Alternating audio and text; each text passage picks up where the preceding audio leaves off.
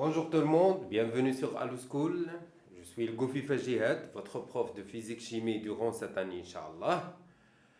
Je vais parler rapidement du programme. Donc, cette année, Inch'Allah, on a 3 unités. On commence par l'unité de la matière comme l'année dernière. On a vu l'unité de la matière. On a aussi l'unité de la lumière et l'unité de l'électricité. Pour semestre 1, on a seulement unité de la matière. Donc, dans cette unité, on va voir l'atmosphère, c'est notre premier chapitre, l'air qui nous entoure. On va voir les constituants de l'air, les propriétés de l'air. Quelles sont les propriétés de l'air? L'air, elle est constitué de quoi? Après, on va voir les atomes, les molécules. C'est quoi un atome? C'est quoi une molécule? Elle est constituée de quoi? On va voir des exemples de molécules, comment représenter les molécules, comment symboliser les atomes, les symboles des atomes. On va voir les lois des réactions chimiques. C'est un chapitre très intéressant. Quelles sont les lois d'une réaction chimique? C'est les lois de M. Lavoisier. On va voir des exemples de réactions chimiques. D'accord? Pour l'unité de la lumière, on va voir tout ce qui est lumière, c'est-à-dire c'est quoi la lumière, la célérité de la lumière, c'est-à-dire la vitesse de propagation de la lumière dans le vide ou bien dans les milieux matériels.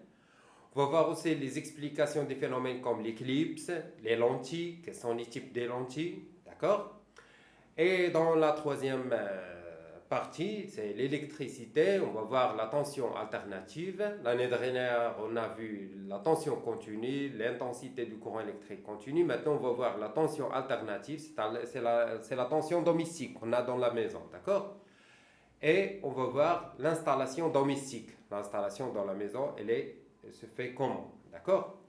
Mais pour aujourd'hui, on commence notre premier chapitre, c'est l'air qui nous entoure. Donc, dans ce chapitre, on va voir introduction, couche de l'atmosphère et ses caractéristiques, couche de l'atmosphère, caractéristiques et rôle des couches de l'atmosphère, mouvement de l'air dans l'atmosphère, naissance du vent, c'est quoi le vent, d'accord?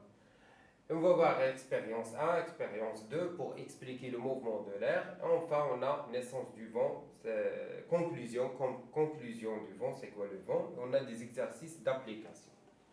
Alors, c'est quoi l'atmosphère? L'atmosphère est l'enveloppe gazeuse qui entoure notre planète de quelques centaines de kilomètres, c'est environ 600 kilomètres d'épaisseur de l'atmosphère. L'atmosphère est indispensable à la vie. On ne peut pas vivre sans atmosphère. Pourquoi? Elle nous apporte le dioxygène nécessaire à la vie.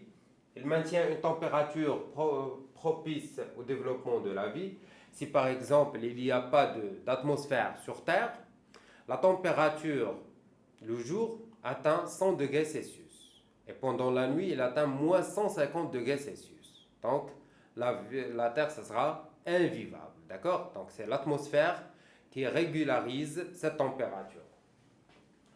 La couche d'ozone, présente en haute altitude, forme un écran qui absorbe les rayons solaires dangereux, mais laisse passer les rayons nécessaires à la vie. Donc la couche d'ozone absorbe les rayons ultraviolets les plus énergétiques et nous laisse les rayons pour vivre sur Terre. Alors, les couches de l'atmosphère. Donc l'atmosphère terrestre, c'est l'air qui entoure la Terre. Elle est répartie suivant 4 couches. Comment on a réparti ces 4 couches? Ça dépend de la variation de la température. D'accord? On va voir, ça dépend de la variation de la température qu'on a classé l'atmosphère à 4 couches essentielles. D'accord? Ces 4 couches, c'est la troposphère, la stratosphère, la mésosphère et la thermosphère. Donc voilà la première couche, c'est la couche où nous vivons maintenant. Maintenant, je suis dans la troposphère. La première couche, c'est la troposphère, d'accord? Où nous vivons maintenant. Donc les propriétés pour cette couche, elles sont très claires. Donc dans cette couche, il y a de l'air, il y a la vapeur d'eau. C'est la couche la plus proche de la Terre, où il y a les phénomènes météorologiques comme la pluie, la neige, les nuages, les éclats, les tonnerres, tout ça, d'accord? Dans la première couche, c'est les phénomènes météorologiques, ainsi que un grand pourcentage de l'air dans cette première couche et la vapeur d'eau. D'accord? On va voir les propriétés pour chaque couche. Pour la deuxième, c'est la stratosphère. La stratosphère, elle contient la couche d'ozone qui protège la Terre des rayons solaires nocifs pour la vie. Et la troisième, c'est la mésosphère. Et la quatrième, c'est la thermosphère. Bien sûr, il y a d'autres couches comme l'exosphère et l'ionosphère, mais on ne parle pas de ça maintenant. On parle seulement de 4 couches essentielles. C'est la troposphère, la stratosphère, la mésosphère et la thermosphère. Alors, on commence par la première, la troposphère. C'est la couche où nous vivons, c'est la couche qui est en contact avec la Terre. Elle a une épaisseur environ 15 km. L'épaisseur de la première couche, c'est 15 km. 15 km, 12 à 15 km, d'accord? La température décroît pour atteindre environ moins 156 degrés Celsius à 15 km. La température moyenne au sol, sur Terre, c'est 15 degrés Celsius. La température moyenne de la planète, d'accord? Au sol, c'est-à-dire au niveau du sol, où nous vivons maintenant. Et avec l'altitude, la température diminue. C'est par exemple, on monte dans une montagne, on trouve que la température diminue, d'accord? Au sommet, par exemple, de Topral, on trouve que la température atteint moins 6 ou bien moins 5 degrés Celsius, d'accord? Pourquoi? Parce que dans la première couche, la troposphère, la température diminue avec l'altitude. Donc le rôle de cette couche, elle contient 90% de l'air contenu dans l'atmosphère et toute la vapeur d'eau. Donc l'air, 90% de l'air, de l'atmosphère pour dire les 4 couches, elle se trouve dans la première couche. Et aussi la vapeur d'eau. Pourquoi? Pourquoi l'air se trouve dans cette première couche? Et pourquoi l'eau, la vapeur d'eau, se trouve dans cette première couche? C'est par exemple, je laisse le stylo, elle tombe vers le bas. Pourquoi? Parce qu'il y a la gravité. La gravité, c'est-à-dire c'est une force exercée par la Terre qui attire les objets qui ont une masse. Et puisque l'air, c'est une matière, sont des molécules, sont des particules qui ont une masse, et la vapeur d'eau, c'est une molécule, c'est de l'eau, elle a une masse, c'est une matière, donc elle a attiré vers la Terre à cause de la gravité. C'est pour ça que la première couche, la troposphère, elle contient la plus grande quantité d'air et la plus grande quantité de vapeur d'eau pour la première couche. D'accord? Elle est le siège des phénomènes météorologiques, bien sûr, puisqu'il y a l'air, il y a variation de température, il y a les nuages, il y a la vapeur d'eau, donc on a les phénomènes météorologiques. Si par exemple la vapeur d'eau ne se trouve pas dans la troposphère, se trouve dans la deuxième couche, la stratosphère, on trouve que dans la deuxième couche, la stratosphère, où il y a les phénomènes météorologiques. Mais c'est le contraire. Donc, parce que la première couche contient la vapeur d'eau de l'atmosphère et 90% de l'air, alors cette couche, elle contient la vapeur d'eau, elle contient l'air et il y a changement de température, ce qui donne naissance aux phénomènes météorologiques. Les phénomènes météorologiques, c'est les nuages, la pluie, les précipitations en général, soit la pluie, soit la neige, soit la grêle, d'accord? Il y a les tonnerres, il y a les éclats, d'accord? Le vent, donc, les phénomènes météorologiques, c'est dans la première couche, la troposphère, d'accord? Les précipitations, le tonnerre, l'éclat, les nuages, le vent, donc c'est la première couche, la troposphère. Maintenant, on passe à la deuxième couche, c'est la stratosphère. La stratosphère, elle a une épaisseur d'environ 40 km. La température augmente régulièrement jusqu'à 0 degrés Celsius. Donc, dans la première couche, la température diminue de 15 degrés Celsius à moins 56 degrés Celsius. Mais dans la deuxième couche, la stratosphère, la température augmente. C'est le contraire. La température augmente de moins 56 degrés Celsius à 0 degrés Celsius. D'accord? Et le rôle de cette couche, elle contient la couche d'ozone. Donc la couche d'ozone se trouve dans la partie inférieure de la stratosphère. D'accord? Elle contient la couche d'ozone qui absorbe les rayons solaires les plus dangereux, les rayons ultraviolets UV, mais laisse passer les rayons nécessaires à la vie. Donc, dans cette couche, la stratosphère, c'est une couche limpide où il n'y a pas d'air, d'accord? Il n'y a pas d'air, mais il y a un gaz, c'est l'ozone, qui constitue la couche d'ozone. Elle se trouve dans la partie inférieure de la stratosphère. Et la couche d'ozone absorbe les rayons ultraviolets. D'accord? Pour la troisième couche, c'est la mésosphère. Elle a une épaisseur d'environ 35 km. C'est la couche la plus froide de l'atmosphère. La température diminue jusqu'à moins 90 degrés Celsius. D'accord? Cette couche, elle a une température très basse. La température à la partie supérieure de la stratosphère, c'est 0 degrés Celsius. Et dans la mésosphère, la température diminue de 0 degrés Celsius à moins 90 degrés Celsius. Quel est le rôle de cette couche? Donc, pour cette couche, elle protège la Terre de la chute des météorites provenant de l'espace. D'accord? Les météorites qui entrent dans l'atmosphère ne brûlent pas dans la première couche qu'elles rencontrent, c'est la thermosphère. Non, elles brûlent dans la deuxième, c'est la mésosphère. Pourquoi? Parce que dans la thermosphère, presque il n'y a pas d'air. Donc il n'y a pas de frottement. Les météorites, le dioxygène. D'accord? Mais le dioxygène et les particules d'air. Et puisque dans la thermosphère, la dernière couche, la thermosphère, il n'y a pas de particules, donc dans la deuxième, la mésosphère, il y a quelques particules d'air, et parmi ces particules, il y a le dioxygène. Donc les météorites, plus le dioxygène, plus la vitesse des météorites, une très grande vitesse, avec les frottements, provoque un incendie, une combustion. Provoque une combustion. Combustion de quoi? Des météorites. Alors les météorites brûlent au niveau de la troisième couche, c'est la mésosphère. D'accord? La thermosphère et l'exosphère. Dans ces zones, les températures sont très élevées et peuvent atteindre plus que 500 degrés Celsius. C'est la dernière couche. La dernière couche, c'est la thermosphère et l'exosphère, et il y a l'ionosphère. Ces couches sont les dernières couches de l'atmosphère où il y a une température très élevée. La température très élevée, pourquoi? Parce que c'est la dernière couche, elle est directement en contact avec les rayons du soleil. Il n'y a pas d'atmosphère, il n'y a pas de zone pour absorber les rayons ultraviolets. Alors la température augmente beaucoup, elle atteint 500 degrés Celsius. D'accord? Elle réfléchit les ondes radio. Les satellites d'observation évoluent dans la thermosphère et dans l'exosphère. C'est-à-dire cette couche, elle est utilisée pour la télécommunication et pour envoyer les satellites qu'on utilise dans la vie courante pour l'observation, pour les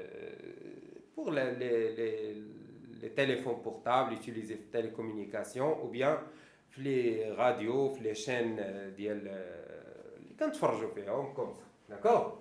Donc voilà un résumé pour l'atmosphère. Vous voyez ici, voilà la première couche, c'est la troposphère. Donc dans la troposphère, vous voyez cette courbe, c'est la température. Donc voilà ici, c'est presque 15 degrés Celsius. Et la température diminue dans cette couche jusqu'à moins 56 degrés Celsius. Et dans la partie inférieure où il y a l'ozone, voilà la couche où il y a l'ozone. L'ozone, c'est dans la partie inférieure de la stratosphère. On observe que la température reste constante. Et après, la température augmente jusqu'à presque 0 degré Celsius. Après, on observe que la température diminue. La température diminue jusqu'à moins 90 degrés Celsius dans la mésosphère. Et dans la quatrième couche, la thermosphère et l'exosphère, la température augmente jusqu'à 500 degrés Celsius et peut dépasser ça. D'accord? Vous voyez ici l'altitude. Pour la première couche, c'est environ 15 km. La deuxième, c'est à 50 km. La troisième, c'est à 85 km. Et la dernière, c'est jusqu'à 600 km. Maintenant, je vais parler de la pression atmosphérique. Donc, on a déjà parlé de la pression l'année dernière. C'est quoi la pression? La pression, c'est une force exercée par l'air sur les objets qui sont dans l'air. D'accord? Sur les objets qui le contiennent. Et puisqu'il y a une grande quantité d'air, implique que la pression atmosphérique est grande. Et on a dit que pour la troposphère, pour la première couche, elle contient 90% de l'air. Alors, dans la première couche, la troposphère, la pression atmosphérique est très élevée. D'accord? C'est environ de 1013 hectopascales. C'est la valeur de la pression atmosphérique au niveau de la mer, c'est-à-dire au niveau de l'altitude 0. Au niveau de la mer, c'est l'altitude 0. Donc la pression, c'est 1000, mais la valeur exacte, c'est 1013 hectopascales. Bien sûr, si on monte en haut, la quantité d'air diminue. Et puisque la quantité d'air diminue, alors la pression atmosphérique diminue parce que la quantité d'air diminue. On a dit que pourquoi la quantité d'air diminue? Parce que l'air il est attiré par la Terre. Attiré par la Terre parce qu'il y a la gravité de la Terre. Donc, voilà, vous voyez ici que la pression atmosphérique diminue avec l'altitude. Donc, voilà, on a 1889 hectopascal.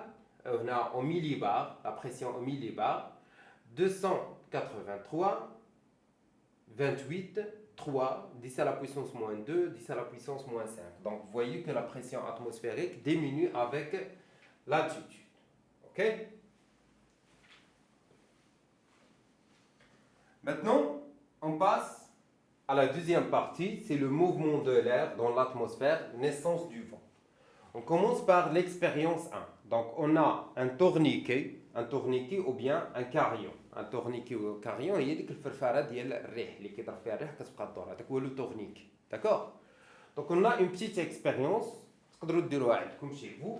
Donc, on a le tourniquet ici. On a 4 bougies. Donc, qu'est-ce qu'on observe lorsqu'on met le tourniquet au-dessus des 4 bougies? On observe que le carillon se met en rotation.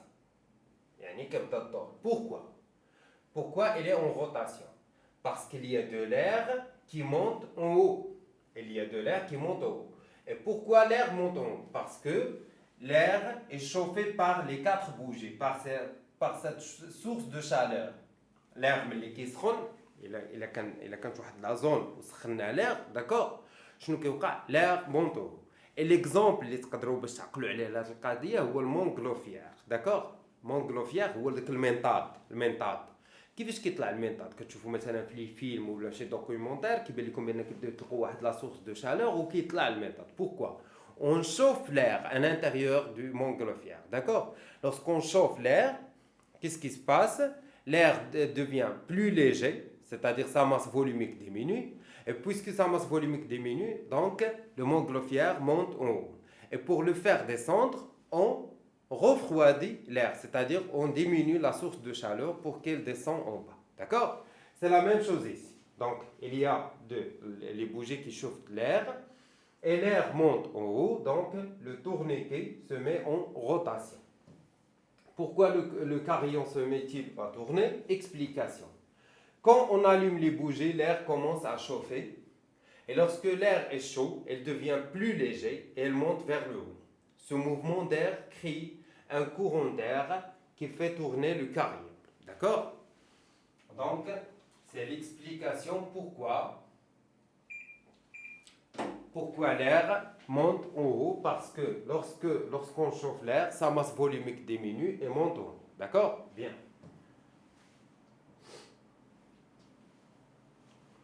On passe maintenant à l'expérience numéro 2. Donc, on a 2 canettes.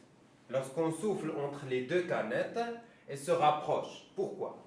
Parce qu'on crée entre les 2 canettes une zone de basse pression. Mais comme nous ما كيبقاش l'air entre les 2 canettes.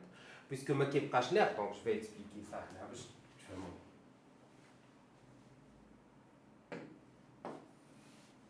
On a 2 canettes.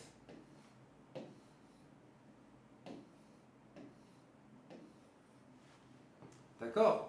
Il y a de l'air ici, il y a de l'air, il y a de l'air. Donc les 2 canettes sont dans la pression atmosphérique. Lorsqu'on souffle avec un tube ici, entre les deux, c'est-à-dire on pousse l'air, ما كيبقاش l'air هنايا, كيخوى l'air اللي كاين هنا كيتحيد, ما كيبقاش. D'accord? Donc, la zone كتولي عندنا une zone de basse pression. Il n'y a pas d'air, c'est-à-dire il n'y a pas de pression. C'est une zone de basse pression. On dit D, c'est une zone D, dépression. Il y a dépression, c'est-à-dire c'est une zone de basse pression. Et ici, on a une zone de haute pression, parce que la pression ne change pas. La pression ne change pas. Donc, la pression atmosphérique, les 2 canettes pour se rapprocher. Ok?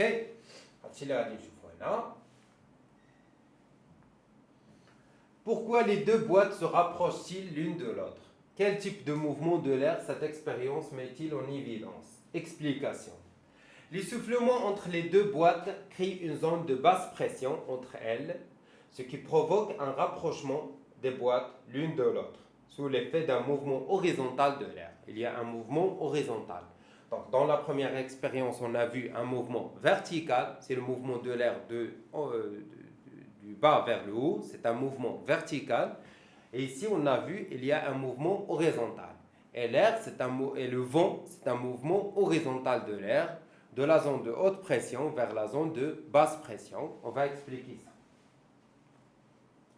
Naissance du vent. Comment le vent est né? Si la température augmente dans une zone, alors son air s'échauffe et devient léger. Celui-ci se dirige vers le haut. Par conséquent, la pression de cette zone diminue. Si la température augmente dans une zone, alors son air s'échauffe et devient léger. Celui-ci se dirige vers le haut. Par conséquent, la pression de cette zone diminue. Donc voilà une zone de basse pression. Voilà une zone chaude. Zone chaude. Il y a une grande température ici. D'accord? Il y a une grande température. Par exemple, je vais prendre l'exemple de Marrakech maintenant. D'accord? Il y a une grande température ici. Donc, puisqu'il y a une grande température, la masse volumique de l'air diminue. L'air devient plus léger. Automatiquement, c'est comme l'exemple du montgolfière, le mental. D'accord? Puisque l'air augmente, la quantité d'air diminue. Et puisque la quantité d'air diminue, l'air peu d'air. Peu d'air, c'est-à-dire qu'on a une basse pression. On appelle ça, c'est la zone D, c'est basse pression.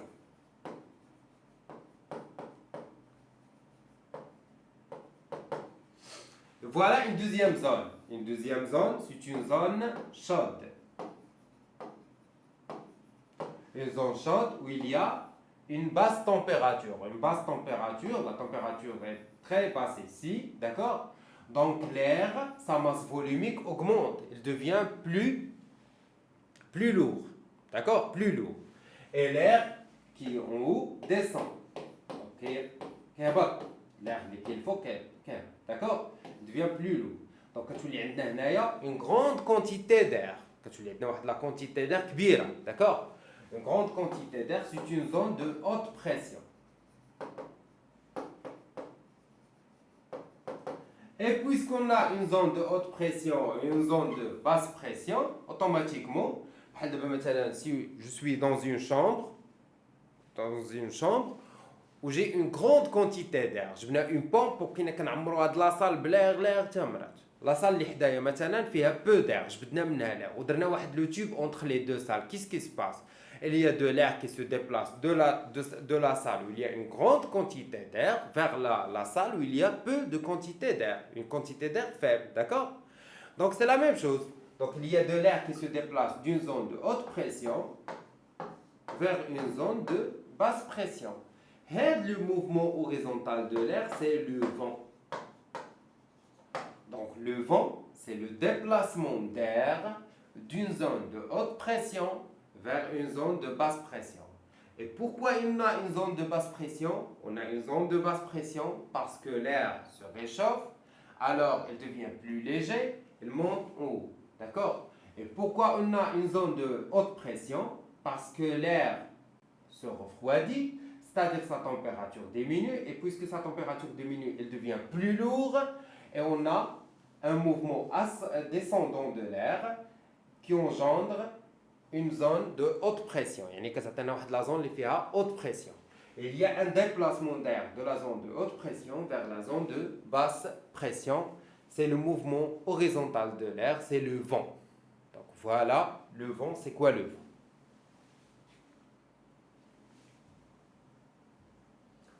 Alors, quand la température diminue, l'air se refroidit, puis il descend, et par conséquent se forme une zone de haute pression anticyclone.